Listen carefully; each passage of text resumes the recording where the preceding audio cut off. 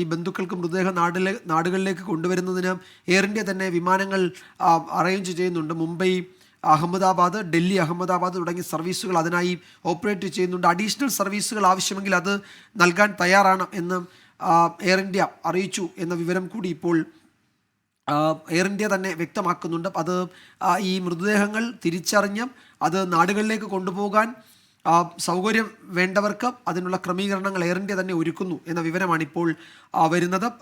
പ്രധാനമന്ത്രി Narendra Modi civil ആശുപത്രിയിലുണ്ട്. Civil ആശുപത്രി ഒരു പ്രധാനപ്പെട്ട അഹമ്മദാബാദിലെ തന്നെ പ്രധാനപ്പെട്ട ഒരു ആശുപത്രിയാണ്. ഏഷ്യയിലെ തന്നെ ഏറ്റവും പ്രധാനപ്പെട്ട ചികിത്സാ കേന്ദ്രങ്ങളിൽ ഒന്നാണ് ഈ സിവിൽ ആശുപത്രി എന്നാണ് പറയുന്നത്. ഒരു മെഡിക്കൽ കോളേജിനേക്കാൾ സൗകര്യങ്ങളൊക്കെ അവിടെ ഉണ്ട്. അവിടേക്കാണ് ഈ പരിക്കേറ്റ ആ സമയത്ത് അപകടമുണ്ടായ സമയത്ത് മുഴുവൻ ആളുകളെയും കൊണ്ടുവന്നത്. അതിൽ പലരും നമ്മൾ രാവിലെ അറിഞ്ഞതാണ് ആ വിവരം. അതിൽ സീറ്റ് ബെൽറ്റൊക്കെ ഇട്ട് അങ്ങേയറ്റം ഗുരുതരമായ പൊള്ളലേറ്റ് അതിദാരുണമായ ഹൃദയഭേദകമായ അവസ്ഥയിലായിരുന്നു ഈ ആളുകളെ അവിടേക്ക് കൊണ്ടുവന്നത് എന്നത് ആ ഡോക്ടേഴ്സൊക്കെ വലിയ വേദനയോടുകൂടി മാധ്യമങ്ങളോട് സംസാരിക്കുന്നത് നമ്മൾ കേട്ടിരുന്നു. പലരും അത് വിശദീകരിക്കാൻ കഴിയാതെ ഗദ്ഗതകണ്ഠരായി മാറുന്നത് നമ്മൾ കണ്ടതാണ്. അവർക്കത് പറയാൻ ഡോക്ടേഴ്സാണ്, അവർ ഇത്തരം ദുരന്തങ്ങളെ അഭിമുഖീകരിക്കുന്നവരാണ്. പക്ഷേ അവർക്ക് പോലും അത് പറയാൻ പറ്റുന്നില്ല. പലർക്കും വാക്കുകൾ തൊണ്ടയിൽ കുടുങ്ങിയ അവസ്ഥയിലായിരുന്നു. മാധ്യമങ്ങളോട് സംസാരിക്കുമ്പോൾ അവരും പറഞ്ഞപ്പോൾ എന്താണ് അവിടെ സംഭവിച്ചത് എന്ന് നമ്മൾക്ക് ഊഹിക്കാൻ പറ്റുന്നതിനപ്പുറത്തെ ദുരന്തമാണ്.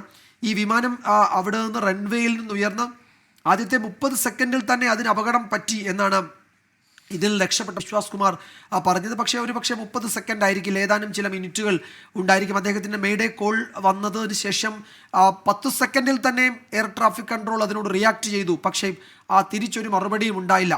ക്യാപ്റ്റൻ്റെ ഭാഗത്തു നിന്നോ കോക്പിറ്റിൽ നിന്നോ ഒരു മറുപടിയും ഉണ്ടായില്ല എന്നാണ് ATC അറിയിക്കുന്നത്. അപ്പോൾ ആ അപകടം ആ സെക്കൻഡിൽ തന്നെ ആ സമയത്ത് തന്നെ ഉണ്ടായിട്ടുണ്ട്. വിമാനത്തിന് അധികം മുകളിലേക്ക് ഉയരുന്നതിന് മുമ്പ് തന്നെ അത് ഈ അപകടത്തെ നേരിട്ടു എന്നാണ് മനസ്സിലാക്കാൻ കഴിയുന്നത്. അതുകൊണ്ട് തന്നെയാണ് ഇതിപ്പോൾ ഈ അസാധാരണ അപകടം, സാധാരണ വിമാന ദുരന്തങ്ങളുടെ കൂട്ടത്തിൽ ചേർക്കാൻ പറ്റാത്ത ഒരു അസാധാരണ ഒരു സ്വഭാവം ഈ അപകടത്തിനുണ്ട് എന്നാണ് പ്രാഥമികമായി മനസ്സിലാക്കുന്നത്. അതുകൊണ്ടാണ് അമേരിക്കയുടെ ഫെഡറൽ ഏവിയേഷൻ ഏജൻസി ഇതിൽ ഗൗരവമുള്ള അന്വേഷണം വേണം എന്ന് പറയുന്നത്. അതുപോലെ ബ്രിട്ടൻ്റെ എയർ ആക്സിഡൻറ്റ് ഇൻവെസ്റ്റിഗേഷൻ ഏജൻസി അവർ ഇന്ത്യയിലേക്ക് വരികയാണ്. എന്താണ് സംഭവിച്ചത് എന്ന് മനസ്സിലാക്കാൻ വേണ്ടി.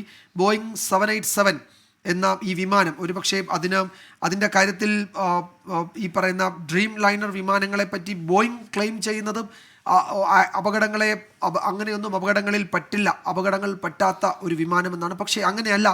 നമ്മൾ വിശദമായി പരിശോധിക്കുമ്പോൾ ബോയിങ് വിമാന കമ്പനിയോട് ഈ ഡ്രീം ലൈനറിനെ പറ്റി സാങ്കേതിക വിദഗ്ധർ ചില കാര്യങ്ങൾ സൂചിപ്പിച്ചിരുന്നു എന്നാണ് പറയുന്നത്. പക്ഷെ അങ്ങനെ വിവരങ്ങൾ സൂചിപ്പിച്ചവരുടെ വായടപ്പിക്കാൻ ഈ ബോയിങ് കമ്പനി ശ്രമിച്ചിരുന്നു എന്ന റിപ്പോർട്ടുകളൊക്കെ ഇപ്പോൾ വരുന്നുണ്ട്. അപ്പോൾ ബോയിങ് കമ്പനി ക്ലെയിം ചെയ്യുന്നത് പോലെയല്ല ഡ്രീം ലൈനർ അത്തരം ദുരന്തങ്ങൾക്ക് ഇരയാകാൻ സാധ്യതയുള്ള ഒരു എയർക്രാഫ്റ്റാണ് എന്ന മട്ടിൽ ഇപ്പോൾ ആഗോളതലത്തിൽ പ്രവർത്തിക്കുന്ന ഈ സ്വതന്ത്ര ഈ പറയുന്ന വിമാനങ്ങളെ പറ്റി പഠിക്കുന്ന സാങ്കേതിക വിദഗ്ധരും എയർക്രാഫ്റ്റുകളെ പറ്റി അറിയാവുന്ന വലിയ എഞ്ചിനീയേഴ്സും ഒക്കെ ഈ ഡ്രീം ലൈനറെ പറ്റി പറയുന്നുണ്ട്. അതിൻ്റെ സാങ്കേതിക പോരായ്മകൾ നേരത്തെ തന്നെ ബോയിങ് കമ്പനിയെ അറിയിച്ചിട്ടുള്ളതാണ്. പക്ഷേ അവരുടെ ബിസിനസ്സുമായി ബന്ധപ്പെട്ട് അവർ പലതും മറച്ചു വെച്ചു എന്നൊക്കെയുള്ള അതിഗുരുതരമായ വിവരങ്ങൾ ഇപ്പോൾ ഈ ഘട്ടത്തിൽ വരുന്നുണ്ട്. പക്ഷേ നമുക്ക് അതിനെപ്പറ്റി ചർച്ച ചെയ്യേണ്ട സമയമല്ലാത്തത് കൊണ്ട് ആ ചർച്ച നമുക്ക് പിന്നീട് ഒരു ഘട്ടത്തിലേക്ക് മാറ്റിവെക്കാം. എന്തായാലും ബോയിങ് പറയുന്നത് ഡ്രീം ലൈനർ അവരുടെ ദുരന്തങ്ങൾ പറ്റാത്ത ശ്രേണിയിൽപ്പെട്ട വിമാനങ്ങളാണ് എന്നതാണ്. പക്ഷേ അങ്ങനെയല്ല കാര്യങ്ങൾ എന്ന മറ്റൊരു തരം വിലയിരുത്തലും വിശകലനങ്ങളും നമ്മൾ മാധ്യമപ്രവർത്തകരല്ല അത് പറയുന്നത്. അത് ഈ രംഗത്തെ അധികായന്മാരെന്ന് നമ്മൾ കരുതുന്ന വലിയ സ്വതന്ത്ര ഏജൻസികളൊക്കെ തന്നെയാണ്. അവരുടെ റിപ്പോർട്ടുകളൊക്കെ അവർ ഈ സമൂഹ മാധ്യമങ്ങളിലൂടെയും അതുപോലെ അന്താരാഷ്ട്ര ജേണലുകളിലൂടെയും പങ്കുവച്ചതിൻ്റെ വിവരങ്ങളൊക്കെ ഇപ്പോൾ പുറത്തു വരുന്നുണ്ട്. അത് പരിശോധിക്കേണ്ട ഏജൻസികൾ പരിശോധിക്കട്ടെ. ഇപ്പോൾ പ്രധാനമന്ത്രി ആശുപത്രിയിലാണുള്ളത്, സിവിൽ ആശുപത്രിയിലാണുള്ളത്. അദ്ദേഹം അവിടെ പരിക്കേറ്റ ആളുകളുമായി സംസാരിക്കുകയാണ്, അവരുടെ അനുഭവങ്ങൾ കേൾക്കുകയാണ്, കാണുകയാണ്. എന്താണ് ആ സമയത്ത് സംഭവിച്ചത് എന്നത് ഈ ഘട്ടത്തിലും വ്യക്തമല്ല. അതുകൊണ്ട് അതിൻ്റെ കൂടുതൽ വിവരങ്ങൾ ഒരുപക്ഷെ ഈ അപകടത്തിന് ആ അപകട സമയത്ത് എന്ത് സംഭവിച്ചു എന്നത് ഈ ഹോസ്റ്റലിൽ ഉണ്ടായിരുന്ന മെഡിക്കൽ വിദ്യാർത്ഥികൾക്ക് നന്നായി അറിയാം. അവരാണ് അതിനെ മുഖാമുഖം കണ്ടത്. അതിൽ പലരും പ്രാണഭയത്തോടെ ആ കെട്ടിടത്തിൽ നിന്ന് ചാടുകയും രക്ഷപ്പെടാനായി താഴേക്ക് ഊർന്നിറങ്ങുകയും ഒക്കെ ചെയ്തു. അതിൽ പലർക്കും വലിയ പരിക്കേൽക്കുകയും ഒക്കെ ചെയ്തിട്ടുണ്ട്. ഇപ്പോൾ NSGയുടെ ഒരു സംഘം അഹമ്മദാബാദിലെ ഈ ആക്സിഡൻറ്റ് സൈറ്റിൽ ഉണ്ട്.